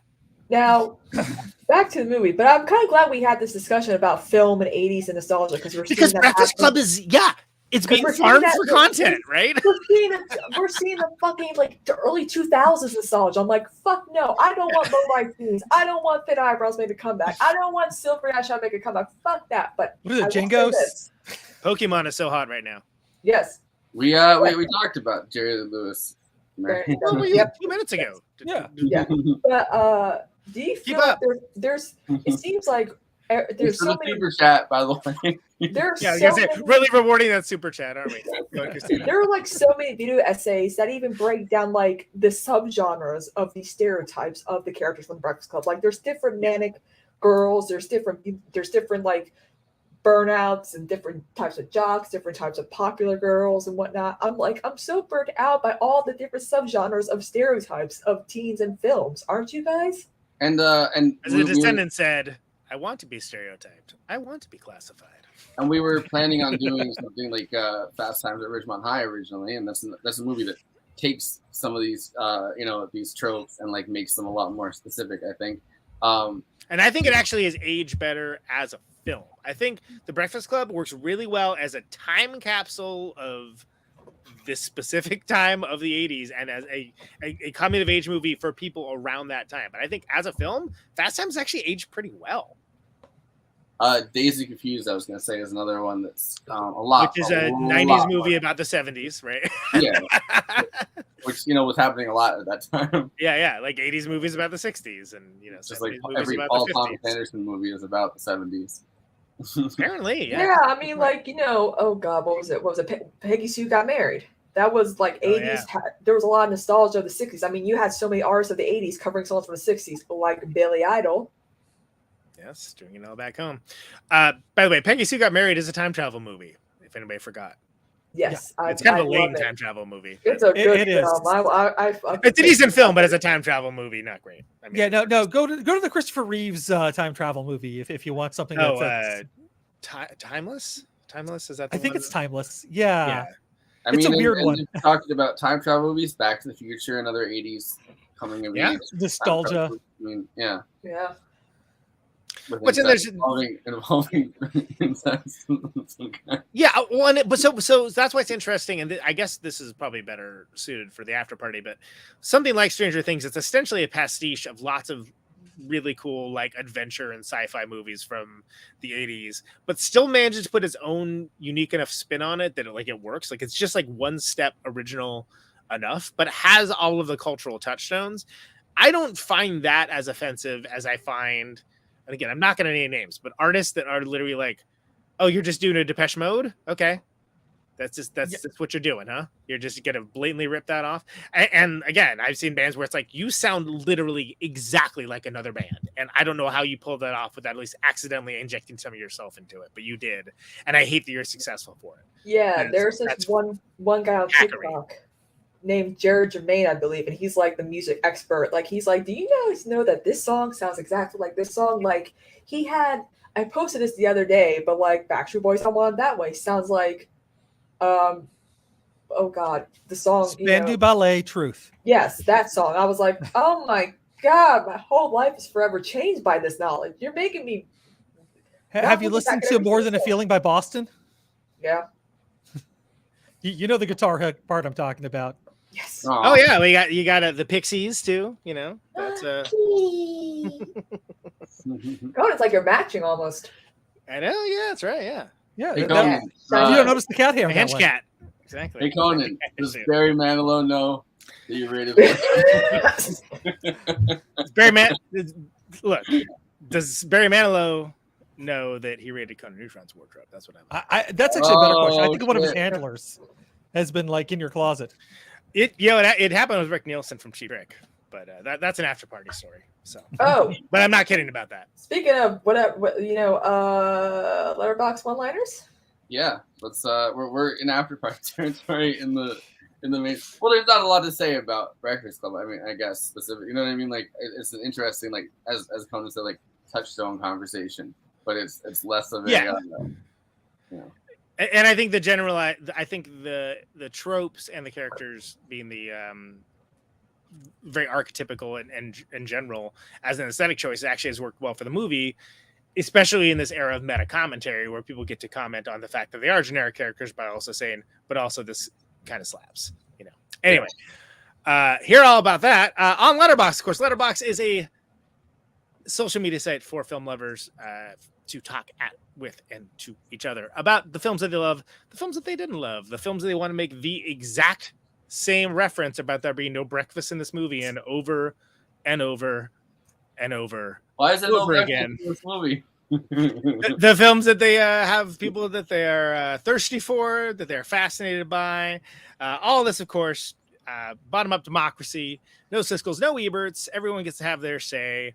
best expressed in the one-liner format. Work in your tight 5 in front of the non-cement wall that Andy is, but like a brick wall, like the 80s comedy sets that you can sometimes see the sets of. That it's just the ubiquitous brick wall. These are the Letterboxd one-liners for the Breakfast Club. Forrest, let's go.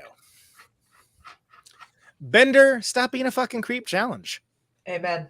Yeah, that shit did not age well with under that table. Not even a little bit. Like and that's like funny, but also it's like, yeah. That's real. Yep. At the end, he goes, fist. And you, the audience, go, yeah, cool guy. And it's true. That was improvised, by the way. Yep. You guys, isn't that crazy? It's like one of the most iconic. Well, and the freeze frame on it, right? That's such an iconic and over-referenced tool in filmmaking to embody like 80s filmmaking. And it wasn't even in the script. And I mean, there's Forrest doing it on the screen right now. Hey. Turn around. Everyone's making out, and Brian kissing his perfect existentialist essay. Relatable. Yeah. Justice. Well, you know, the vice principal, like us, all he sees are the tropes, and he doesn't see them as people, as they've realized that they are. They are not just, a punk and a jock and a weirdo who decided to come to detention because she had nothing better to do, and a prom queen and a nerd. They are their own three-dimensional kind of characters. Exactly. I've seen her dehydrate, sir. It's pretty gross. Yeah. That line reminds me of something that would be in SpongeBob. I love that line. It's good. Good. Everyone's working off each other. A rebel, a nerd, a jock, a popular girl, and a misfit walk into a bar. Oh, wait. It's a school. Right. Who doesn't appreciate one of those jokes? It's not as good as Bender's blonde joke, right? Anyway. Okay. But imagine kissing someone on the card that your parents are in. Well, that's the whole thing, right? That's what he said. Wouldn't I make an astounding whatever? Yeah, he's like, wouldn't I make an astounding way to, get back at your parents? And truth. I feel you. Don't have to imagine we saw it. The makeover was awful. Put her back. Yes. I agree. Yeah, she looks worse. She definitely looks worse. She looks objectively worse. She looks cute as a weirdo, and then she looks just out of place as a. I found it an affront to my people. Screws fall out. Screws fall out all the time. The world's an imperfect place.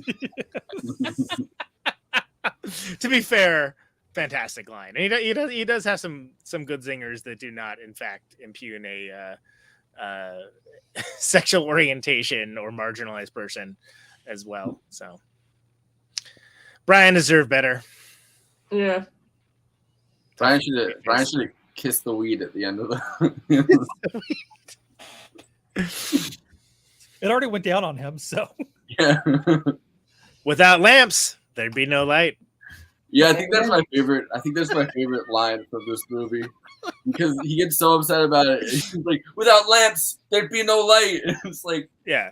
I mean, look, everyone has their place, I guess. Like their thing that they're good at. Like it makes. It's because he's talking trash about basically the working with your hands is and like that it's like lesser and demeaning and not important. And I would guess that he works with his hands quite a bit.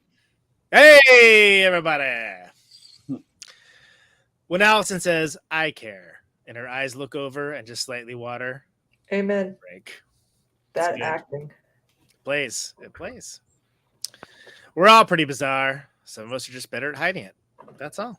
I love when they're like, "How are you bizarre, bro? How are?" Oh yeah.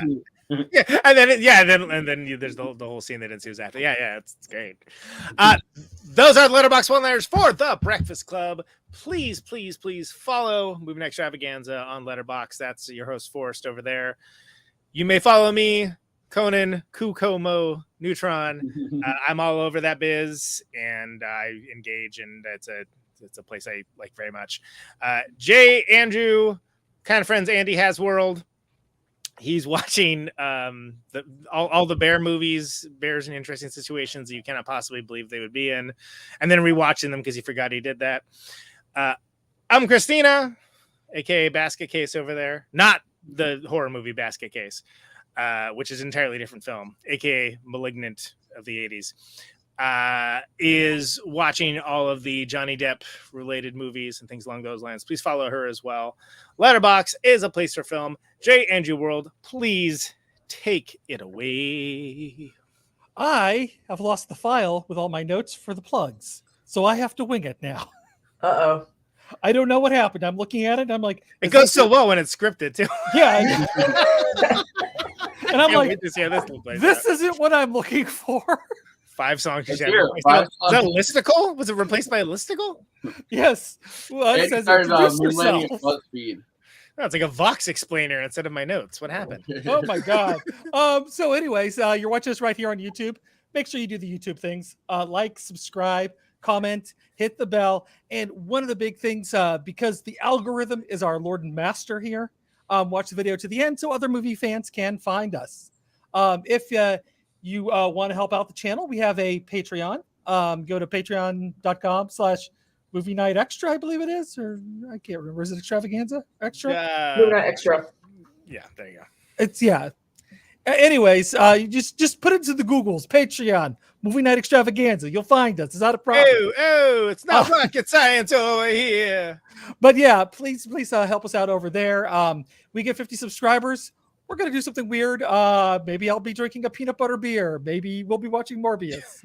I don't know. We haven't figured this out. My interest level in both those things are low, but yeah. Yeah, well, we'll figure it out. It is supposed to be a punishment. I guess we do punishment related stuff rather than anyway, whatever.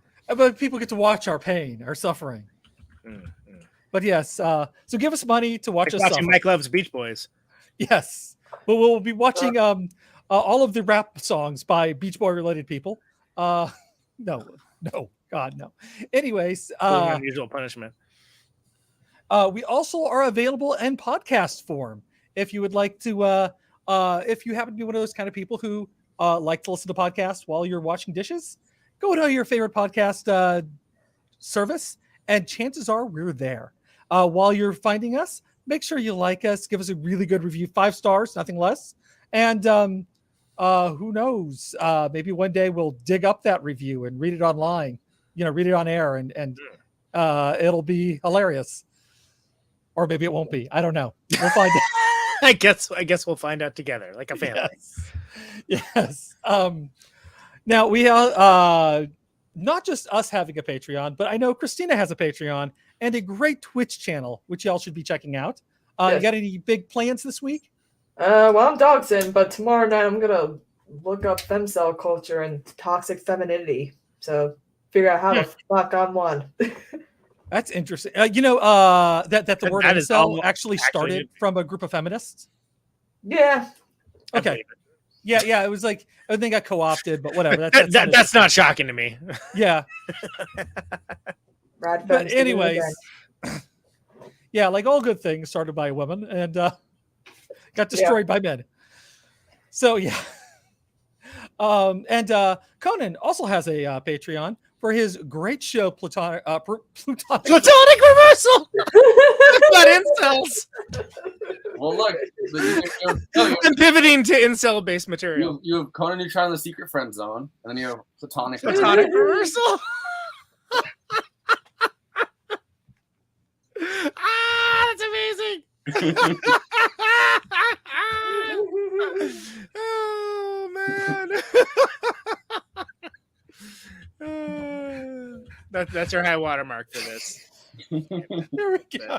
Doesn't get any better than that. Just might as well hang up the promo hat. All right, people. Platonic Reversal is the name of the show. That's why that's funny, people. which is a great show. And who you got coming up this week? Secret Friends practice this week, so no Platonic live. But the chat pile episode has been doing great numbers. So people that are into that. Yeah, and I would say if you haven't done it yet, go check out your interview with fuck me. I just forgot who I was going to play. That box explainer just took it right off the page, huh? Yeah. But anyways, yeah, I always had I had a short list in there of episodes that in case this happened, I could just look down and be like, oh, how about the time you interviewed and I can't think of anybody you've interviewed. But it's platonic reversal. By the way, Pat Ryan's winning by 69% right now. Nice. All right. Well, was it Nadler v. Maloney? Gonzalez won. Oh yeah, I think Nadler. Okay. Oh, Kristina Gonzalez won. Yeah. Oh, sick. That's cool. But we do also need to plug Conan's albums because he has on vinyl Dangerous Nomenclature. Yep. And also Nothing But Solos, which Nope. You're making it so much harder than it is. It's just the solos. Just the solos from Action Chief. All available on Bandcamp. So please check that out. And if you want some good tunes, check out just the solos. Because it's weird. They have more than just solos on there. It's like you're all playing together for a song. Don't vamp on that. Okay. I appreciate the effort, but it's okay. Also on tour. We're playing Chicago on Friday, Louisville the next weekend, and then we have the tour days with McCluskey through most of September. So yeah, I think I was pushing Songkick because it's just impossible to get information about bands that playing now. Like, this Facebook actively makes it difficult. Twitter, it's like a freaking pissing into to the ocean, so yeah, those are big shows in Oakland and Portland and Seattle. We're also playing Las Vegas, Los Angeles, Humboldt County, Casper, Wyoming, Denver, Missoula, Montana, a bunch of places. And then we got some dates in October as well on the East Coast, limited dates on the East Coast. So yeah, down in Connecticut and upstate New York. Yep. Peekskill, Pittsburgh, Philadelphia, and Detroit. So, and I think that's probably going to be it for the year, but we'll see. All right. Tried to throw you a bone on that one because I wasn't going to try to make you remember all the tour dates, but God, no, I can barely remember the names of your albums. You're telling me. Whatever. And every time you come up with something, it's way harder than what it actually is. I'm like, it's easier than you think it is. It really is. But truly, yes, it's protonic reversal. Damn, USA going through the whole Crowley family. Whew. But anyways, yeah, those are the plugs. Back to you, Forrest. Make a backup of those notes next time, my guy.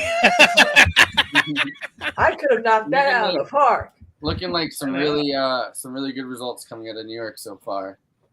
Kristina Gonzalez looks like she actually crushed Elizabeth Crowley. DSA going through the whole Crowley family. Let's fucking go. It's 55% right now to 33%. That's not a small victory. Well, apparently Crowley was doing those really racist ads too, but I couldn't find him last night before Ben's show. Yeah, that's I'm gonna have a Conan Neutron, the secret friend zone, and Conan Neutron's platonic reverse. I'm gonna have a what are you guys trying to say about me? Opinion here. I think the Miki running actually, if this is what keeps up, actually kind of helped this race because Crowley stepped back for the entire thing, didn't do anything because they were too busy. Let's have one more Crowley run and see what happens. Come on, Alistair. Christina's calling out like a professional wrestler. See you in the cage, Crowley. Barry Sanders with a chair. It's gonna be like Jared Crowley or something, like some guy no one's ever heard of, and he's like, "I'm the youngest Crowley. I'm running for assemblyman." I'm Alistair Crowley. Assemblyman, sir. Assemblyman. Yeah. Assembly boy. I mean, assembly person. All right. Well, starting with Kristina, our illustrious, fourth Mike. Let's hear some final thoughts. Yeah, so I was first introduced to this film way back in the early 2000s with I Love the 80s, and it made me curious to watch it. And I fell in love with this film. There's aspects about it that didn't age well, but I feel like we all identify with a character. I've always identified with Allison. I feel like this is an excellent peak like standard 80s coming of age film. John Hughes always knocked it out of the park with these like teen coming of age films. It's a very simple film, not a huge cast, very minimal music, but when it goes, it goes. There was ad-libbing and whatnot. There was like improvising dialogue, which was pretty fantastic too for the actors. This is still considered one of my top 5 favorite films of all time. Whenever I'm bored, I either watch Black Swan, Goodfellas, The Breakfast Club, Birds of Prey, and the first Austin Powers film. Another film that didn't age well. Did not have that on my bingo card for you. Yeah. Didn't age well, baby. Baby's first cosplay was Austin Powers, y'all. Yeah, cosplay. Yeah. There's something I want to say, but it's fine. I'll save it for the after party. So tune in. Go be a patron so you can hear me say something risque. Oh, damn. All right. Like that ever stopped me before, but I decided to say it. Those are my final thoughts on The Breakfast Club. Just someone remind me. Conan, let's hear your final thoughts, baby. Yeah, baby. God, no.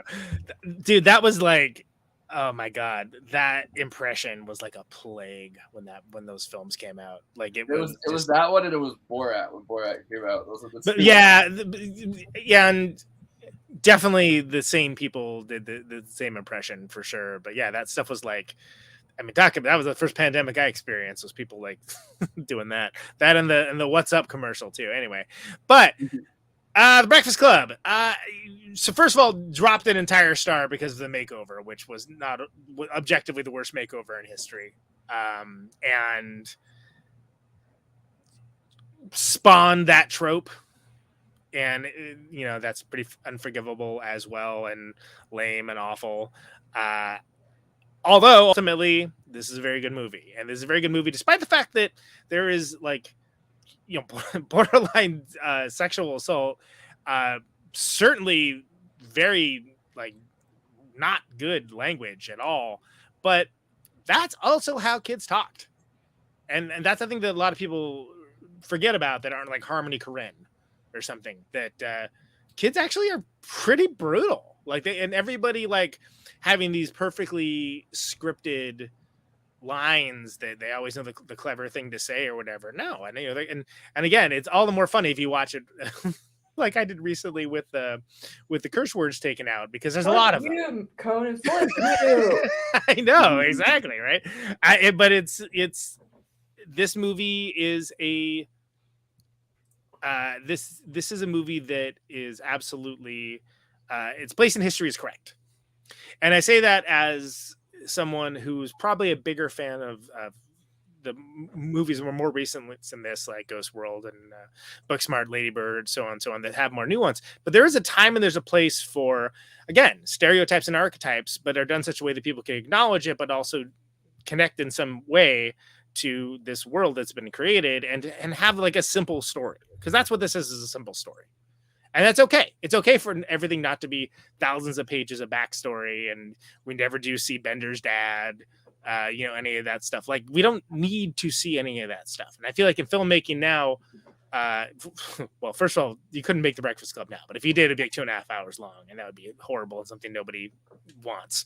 But John Hughes, regarded correctly, a little bit of an asterisk, but Breakfast Club is amongst his better films, I think, and I'm glad we included it, because I think it would be disingenuous not to. Yeah, it was between this and Fast Times at Ridgemont High, but I think this is a more iconic addition. The more cultural cachet is with this one, as much as I think Fast Times is a better movie, but yeah, they're also different movies. So, all right, Andy, you can't talk about how like your things are getting around tropes if you don't show the tropes. Yeah. Absolutely. I gotta say, I remember watching this in high school, thinking like, when I'm an upperclassman, that's gonna be me, but it never quite was. And I think a lot of that is this weird divide that you hear about on occasion, the Oregon Trail generation, which is me and Conan. And if you pick up any like 92, 93 yearbook and you look at it, you'll see the seniors. You'll see the seniors with their feathered hair. And then the freshmen all, got the long hair parted in the middle and wearing the flannel and, and it just, it is that I can find my yearbook picture if you want me to throw it up. Yeah, it is literally like that distinctive, and it just is like that. But like, I think, I can relate to it because even though it wasn't necessarily my high school experience, I saw a lot of that in high school. But I don't know going forward, because of, and also like the millennials were different from the, from the Oregon Trail generation. I remember one of my friends going, "These freshmen are so stupid this year. They think Metallica's classic rock." Just like that. By the way, Jared Nadler beat Maloney. Nice. Okay. So he's 100,000 years old and should probably retire, but and crapped himself. Yeah. I was trying to keep it profesh, but hey, it's out there. No, I like Nadler overall, but yeah, he did totally shit himself. Anyways, yeah. But yeah, no, this movie is certainly a great like little. It's a cultural touch point too. It's not just that it's it captures the stereotypes, but it kind of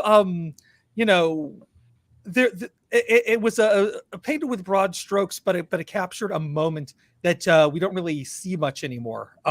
As much as we like, Stranger Things, we don't necessarily get some of the details of some of the characters like is presented in here. Quite the same way. Mostly because they're running around having to fight monsters, but yeah, the coming of age has to come in between the fighting of the monsters. And yeah, she does do art with her dandruff. That's true. Yeah. Join us, and I named the after party after this quote, so I'm gonna go with you know what I got this year? It was a banner year at the old Bender family. I got a carton of cigarettes. The old man grabbed me and said, "Hey, smoke up, Johnny."